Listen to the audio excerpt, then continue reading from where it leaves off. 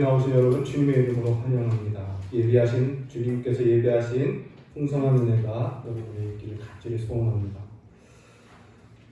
여러분 오늘 말씀은 사도가 자신의 권리에 대해서 시작부터 이 권리에 대한 이야기를 하고 있습니다. 자신은 그리스도 예수 안에서 자유자고, 그리고 또한 사도로서 합당한 권리를 가진 자다. 이 이야기로 이렇게 시작을 해요. 자, 여러분 여기서 권리라는 단어가 여러 번 나옵니다. 이 권리라는 단어가요, 헬라어로는 에코시아라는 단어예요. 이 단어가 신약 성경에 참 많이 있습니다. 그런데 권리라는 뜻으로 이 단어가 쓰이기도 하지만 권위라는 의미로도 이 단어가 쓰이고, 또 권능, 또 권한, 이런 의미로도 해석될 때 이 단어가 동일하게 쓰여요. 그래서 복음서에 또 여러 서신서에 이 에코시아라는 단어가 참 많이 있습니다. 우리 국어 사전에도 이 권리라는 단어가 뭐냐, 당연히 누릴 수 있는 힘, 이렇게 기록이 되어 있어요. 당연히 누릴 수 있는 힘.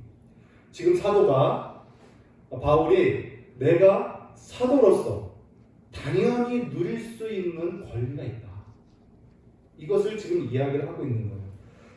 그 권리의 내용을 소개하고 있는 게 뭐냐면, 먹고 마실 권리, 그리고 두 번째 아내를 데리고 다닐 권리, 그리고 세 번째 일을 하지 아니할 권리, 이 세 가지를 소개하고 있어요. 물론 사도가 가진 권리가 다분히 세 개만 있다라고 얘기하는 건 아닐 거예요. 그러나 바울 사도가 가진 권리 안에 이 세 가지를 예로 좀 들고 있는 겁니다. 이렇게 말하는 거예요. 사도로서 먹고 마시는 일이 무슨 문제가 되겠느냐, 이 이야기를 하고 있는 거예요. 문제될 것이 없다는 거죠.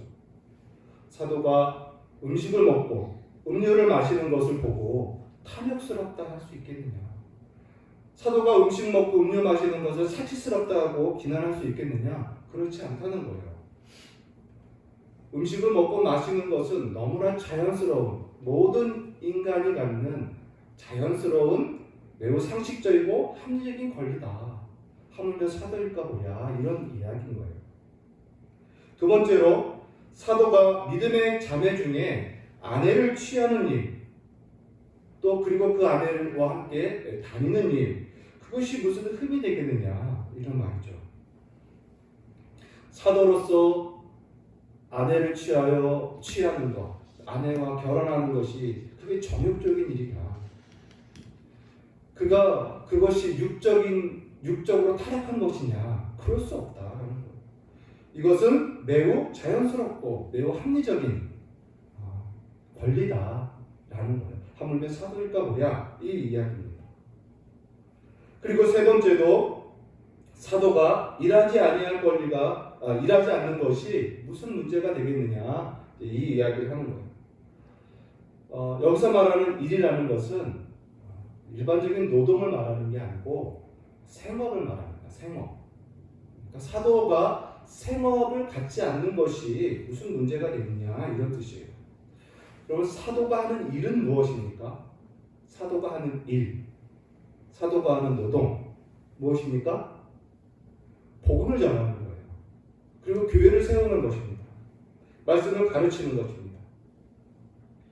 그래서 그러한 복음을 전하고 교회를 세우고 교회 안에서 말씀을 가르치는 그 일을 하는 사도가 생업을 하지 않는 것, 생업을 갖지 않는 것이 그게 사치냐, 그것이 불공평한 것이냐, 그것이 이기적인 것이냐, 그럴 수 없다라는 거예요.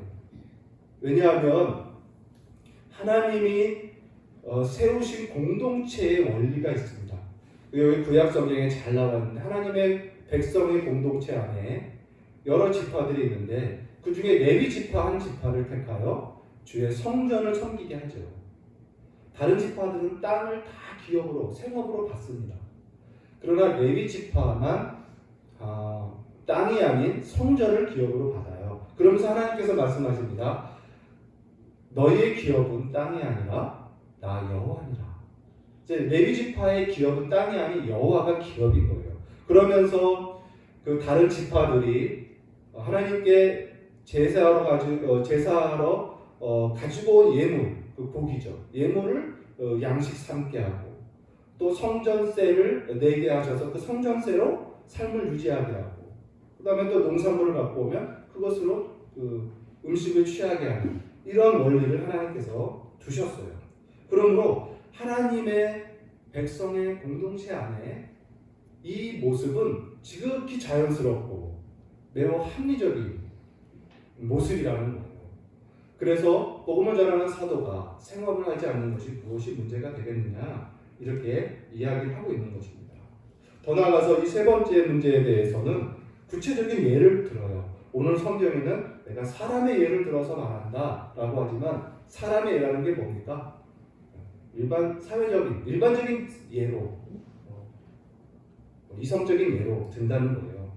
그게 7절에 보니까 군인이 자기 비용을 들이면서 군복무 하는 사람이 있겠느냐라는 거죠. 군인은요 자기가 돈을 내면서 군복무를 하지 않습니다. 징집한 사람, 모집한 사람이 그 군인의 모든 필요를 채우고 모든 무기와 생활 것을 다 제공해주고 일을 하게 하죠.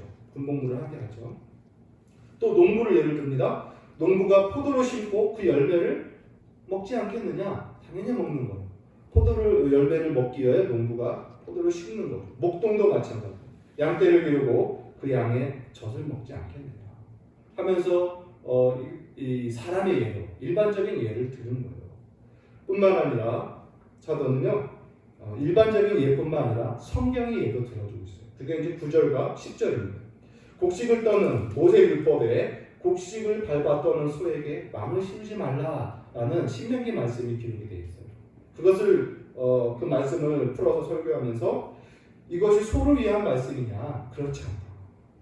소로 밭을 갈고 곡식을 떠는 사람을 위하여 한 말이다. 이렇게 말씀해요. 그래서 밭 가는 자가 소를 가지고 밭을 가는 자가 소망을 갖고 하는 거예요.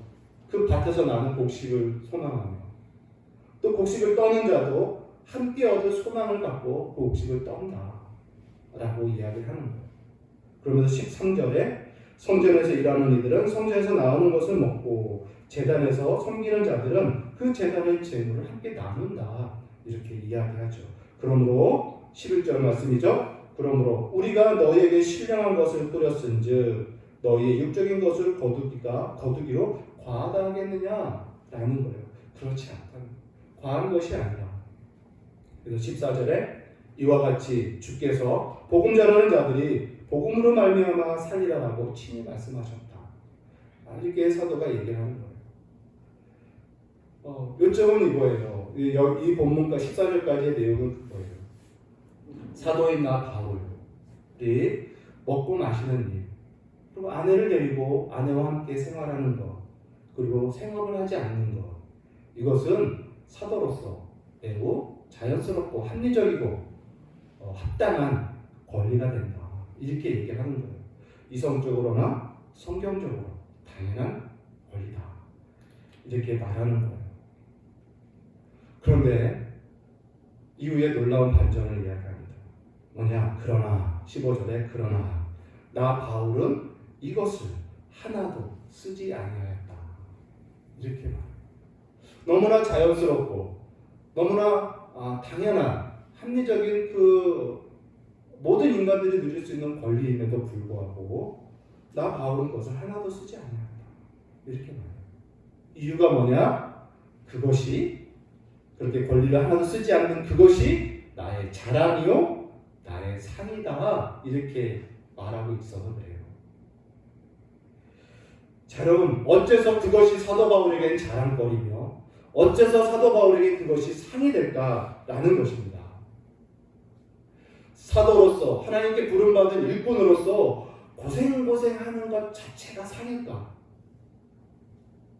못 먹고 결핍하게 생활하는 것 자체가 자랑거리일까? 그런 의미로 사도 바울이 자랑이라고 말하는 건 절대 아닙니다. 결코 그럴 수 없어요. 사도 바울이 이렇게 이 글을 쓰게 된 배경이 있습니다. 고린도 교회의 배경이죠. 그것이 3절에 나와 있어요. 3절에 이렇게 나왔습니다. 나를 비판하는 자들에게 변명할 것이 이것이니. 곧 사도 바울이 29절의 9장의 말씀을 쓰는 것은 자신을 비판하는 자들이 고린도 교회에 있기 때문에 그것을 변호하기 위하여 이 글을 쓴다라는 거예요. 곧 고린도 교회 안에 사도 바울을 비판하고 대적하는 세력들이 있었어요. 그리고 그들의 말들로 교회가 물들어가고 있었던 거예요. 사도 바울을 비판하는 말들에 의해서. 사도 바울을 비판하는 그들의 말이 무엇이냐? 그것은 바로 사도가 바울이 이 권리를 사용하지 않는 이 모습이 그들의 비판거리가 되는 거예요. 다시 말해서 마땅한 이 사도의 권리를 사용하지 않는 모습이 아까 권리, 이 에코시아라는 단어가 권리, 권위, 권한, 권능 모든 의미가 있다 했잖아요. 사도의 마땅한 권리를 사용하지 않는 그 모습을 보면서 사람들은 사도가 권위가 없어 보인다라고 생각하는 거예요. 그래서 사도 바울을 비판하는 거예요. 그들의 머릿속에 그들이 생각하는 사도의 개념은 뭐냐면 권위를 가진 자예요. 권위를 부리는 사람입니다. 그래서 그로 인해서 자신이 가진 권위로 인해서 권리를 주장하는 사람. 이게 사도의 개념인 거예요. 그들의 머릿속에는. 그래서 그것으로 자신들 위해 군림해야만 하는 그런 사람으로 사도를 이해하는 거예요. 한마디로 기독교의 리더십이란 종이 아닌 주장하고 군림하고 다스리는 명령하는 그런 사람으로 이해를 하고 있는 거예요. 바울은 그렇지 않아요. 바울은 그와 같지 않기 때문에 그들이 지금 혹평을 하고 있는 거예요. 바울은 너무 약하다. 너무 권위가 없다. 너무 유하다. 너무 부드럽다. 이렇게 말해요. 바울과 같은 방식으로 행동하고 생활하는 사람은 누구든 이 교회, 그 교회의 리더십을, 책임을 맡을 사람이 못 된다. 이런 사고방식이 있었던 거예요. 그래서 사도 바울이 그 권리를 하나도 쓰지 않는 것이 그들에겐 비판거리였습니다. 권위 없어 보이는 거예요. 여러분, 우리 지난주 설교에 사랑 있는 사람과 지식 있는 사람 가운데 사람들은 누구를 더 좋아한다고 했습니까? 누구에게 더 환호한다고 했습니까? 지식 있는 사람이에요. 사람들은 지식 있는 사람을 더 좋아해요. 그들이 자신들의 리더가 되기를 원해요. 그들을 환호합니다. 그러나 우리가 봤지만 지식은 교만을 낳을 수 있어요. 그러나 사랑은 어떻습니까? 덕을 세워요. 오늘 동일한 말씀이에요. 마찬가지로 외적으로 권위 있게 행동하는 사람을 사람들은 좋아합니다. 그들을 높이고 그들에게 조아리기를 좋아해요. 그들 앞에 숙연해지기를 좋아합니다. 그리고 그러한 권위적으로 행동하는 사람이 자신들의 권위자가 되는 것을 원해요. 그러나 사도는 그렇지 않았어요. 그 이후에 19장 9절 이후에 보면 사도는 어떻습니까? 모든 사람들의 종으로 살아가요. 종같이 생활해요. 사도로서의 권위와 위엄이 있고 강한 그 영적인 강함이 있지만 너무나 약한 사람처럼 행동해요. 특별히 약한 성도 앞에 한없이 더 약한 모습을 갖는 사도예요. 권위적인 모습이 없습니다. 외식적으로라도 보이는 품위가 없어요. 걸음걸임이 권위적이지 않아요. 그래서 오늘날로 말하면 참 없어 보이는 사람이에요. 사도가. 그래서 사람들이 비난하는 거예요. 사도라 하지만 사도의 권위가 안 보인다는 거죠. 그러나 오늘 사도는요, 뭐라고 말합니까? 내가 사도로서 분명한 권위와 권리가 있지만 나는 이것을 가로치고 의도적으로 하나도 쓰지 않아야 했다. 이렇게 말해요. 나는 하나도 쓰지 않아야 했다. 어느 정도냐면요. 15절 보니까 내가 차라리 죽을지언정 누구든지 내 자랑하는 것을 헛된 대로 돌리지 못하게 하리라 할 정도로요. 자신이 지금 자랑으로 여기고 있는 이것이 헛된 대로 돌아가는 데는 죽음도 불사하겠다는 아주 각오를 보이고 있는 거예요. 그만큼 사도는요, 의도적으로 하나도 사용하지 않은 것으로 이야기를 하고 그것이 자신의 자랑이다. 이것이 자신의 상이다. 이렇게 말하고 있는 것입니다. 자, 여러분, 이 고린도 교회 성도들이 이 고린도전서 9장을 쭉 읽어 내려가다가 15절을 딱 맞닥뜨리면서 무슨 생각을 했을까요? 특별히 사도 바울의 그 권위 없는 모습을 비난하고 비판하는 그 사람들, 그들은 이 글을 읽으면서 무슨 생각을 했을까요? 오히려 권리를 주장하지 않는 그것을 비난하는 사람들은 권리를 주장하지 않는 것을 자랑으로 여기고 있는 사도 바울의 글을 보면서 큰 충격을 받는 거예요. 자신들은 그것이 자랑이요, 그것이 마땅한 것으로 여겼는데 오히려 사도는 그것을 하나도 쓰지 않는 것이 도리어 자랑이라고 말하니 그들의 사고에 큰 충격인 거예요. 이것은 여러분, 그들이 갖고 있는 바울에 대한 이 비판적인 의식과 악의적인 생각을 완전히 반전시키는 위트와 같은 단어예요. 위트와 같은 문장이에요. 너희들은 이것이 비난거리지만 나는 이것이 자랑이다. 이렇게 말하니 얼마나 그 모든 상황을 반전시키고 충격을 주는 그런 유머와 같은 단어가 되는 거예요. 자, 오늘 이제 사도 바울이 자신의 이 자랑을 이제 구체적으로 좀 더 실체를 설명하고 있습니다. 16절에 이렇게 말해요. 복음을 전하는 사역을 할지라도, 내가 복음을 전할지라도 자랑할 것이 없으면 내가 부득불 할 일이며 만일 복음을 전하지 아니하면 내게 화가 있을 것이로다. 이게 16절 전입니다. 사도는 이렇게 말해요. 자신이 복음을 전하는 일, 그 일 자체는 자랑거리가 아니라는 거예요. 자랑이라고 말하고 있지 않아요. 왜요? 복음 전하는 것은 부득불한 일이기 때문에 그래요. 그리고 전하지 않으면 화가 있을 정도로 하기 때문에 그래요. 심지어 그 이후에 17절 보니까 내가 자의로 이것을 행하면 상을 얻으려니와 내가 자의로 아니한다 할지라도 나는 사명을 받았노라. 즉 바울은요, 자신이 복음을 전하는 것이요 부득불하는 일이며 자의로 하는 것도 아니고 사명이기 때문에 하는 것이다. 이렇게 말해요. 그래서 자랑할 것이 못 된다 라고 말합니다. 여러분, 좀 전에 바울을 비난하는 사람들, 그들 중에는요, 이 바울과 같이 사역자들도 많았어요. 자칭 사도라고 하는 그런 복음의 사역자, 말씀을 전하는 사역자들이 많아 있었습니다. 그들의 의식 속에는요,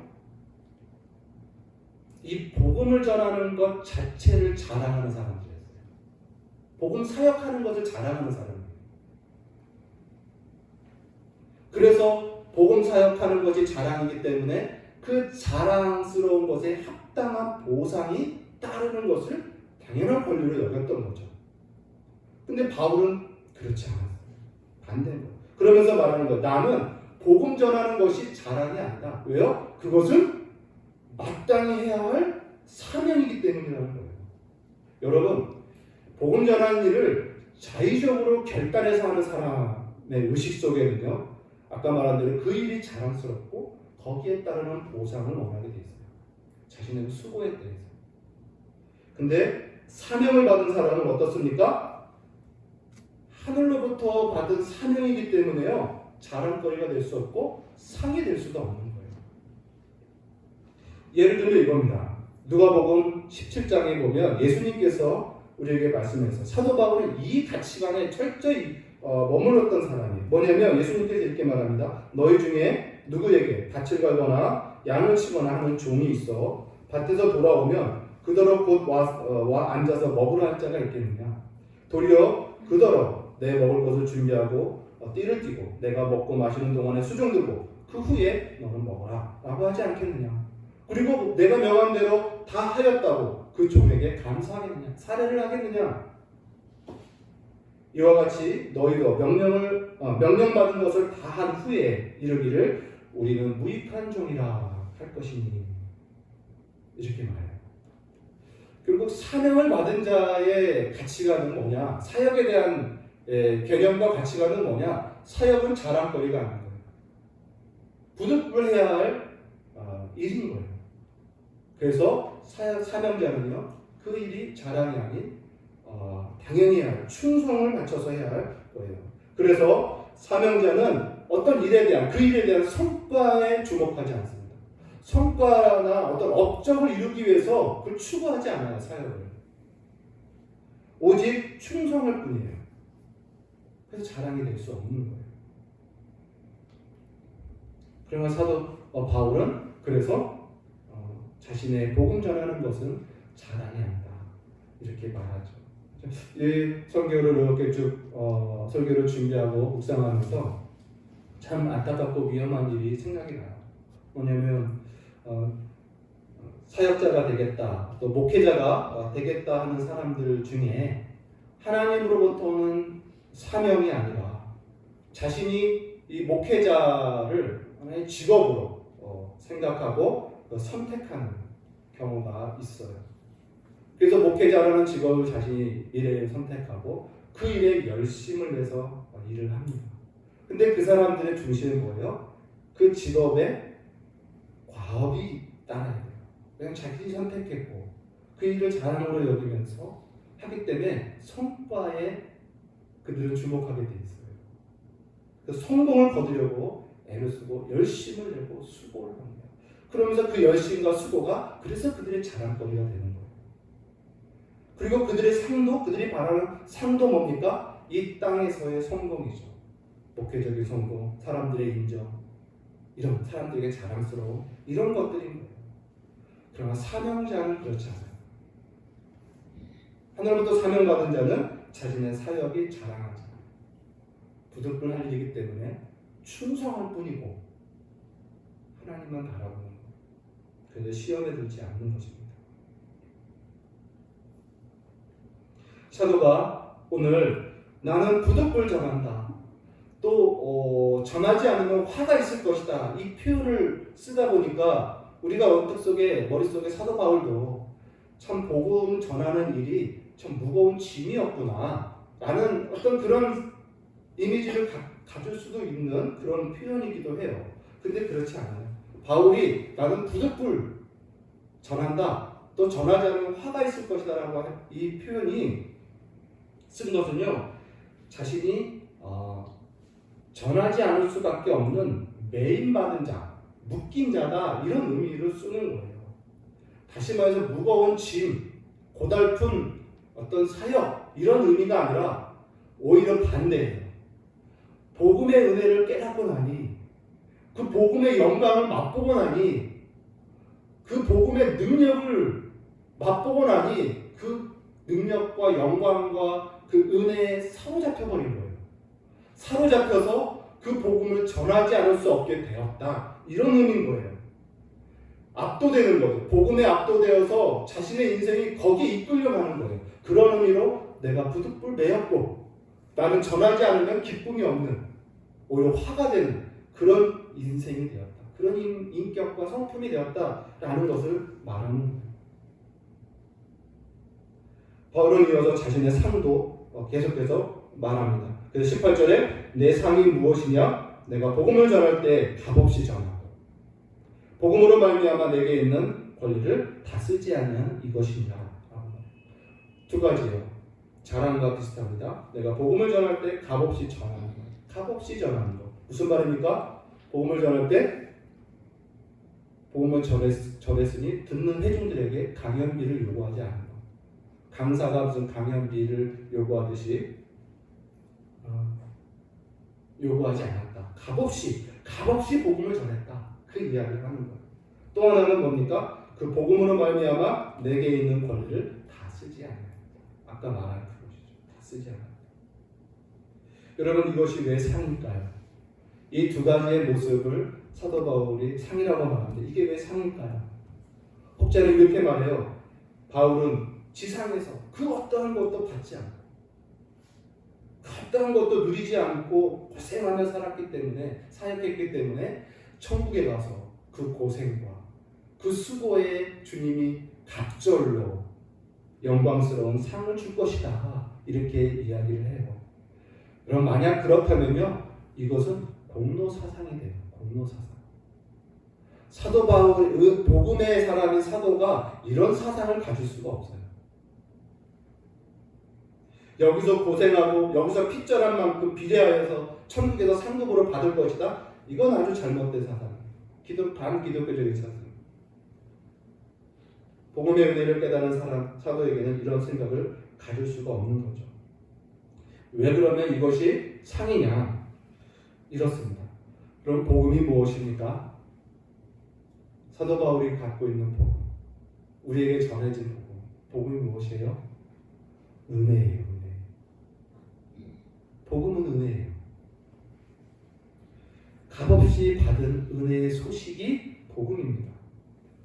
나 같은 죄인을 값없이 구원하시기 위하여 성부와 성자와 성령 하나님이 나를 값없이 구원해 주신 그 기쁜 소식이 복음이에요. 이 값없이 받은 은혜의 소식을 전하면서 어떻게 값을 바라겠습니까? 값없는 복음을 전하면서 어떻게 값을 요구할 수 있겠어요? 그럴 수 없는 거예요. 또 복음 안에 무엇이 들어있습니까? 성부와 성자와 성령 하나님의 한없는 희생이에요.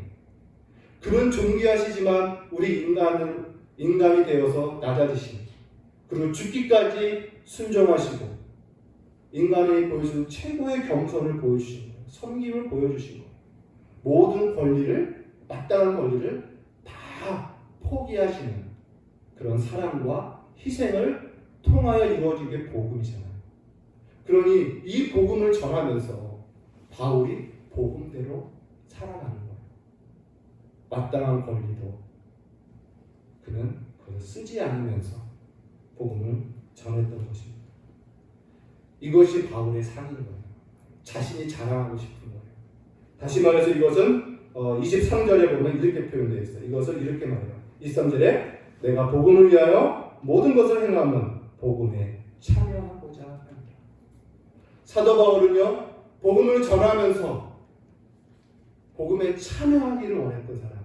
자신이 전한 복음에 자신도 참여하는 길을 원하는 사람이에요. 값없이 은혜의 복음을 전하면서 값없이 전하고 자신도 모든 권리를 희생하는 삶에 참여하면서 살아가고 복음을 전하는 거예요. 그게 바울의 모습이에요.